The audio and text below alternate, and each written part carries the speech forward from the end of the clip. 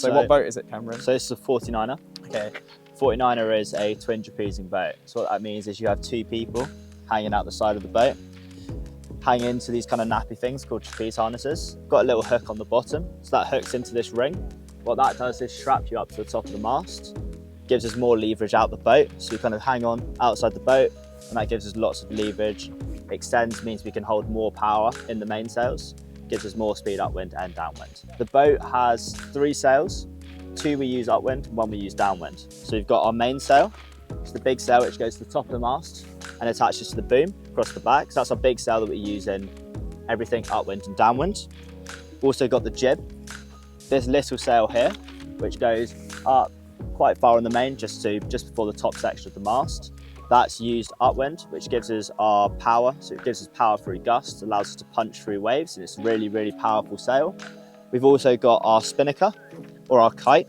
What happens is when we round the windward mark at the top of the course to go downwind, the crew will get into the boat, pull the kite up, and that gives us a load more speed downwind, allows us to get around the course a lot quicker. And it's a big, big kite. So the spinnaker goes all the way to the top of the mast and then all the way back to the side of the wing. So it's a lot of sail area to carry downwind, which makes it pretty tricky in waves, and when it gets windy it's pretty hard work on the crew. The crew definitely has heaps on, especially with the loads going through the sails, even on the control lines. Some of the control lines have got probably a few tons going through them, so it's definitely heaps on for the guy in the front of the boat to be able to control the power, especially on a big wind day.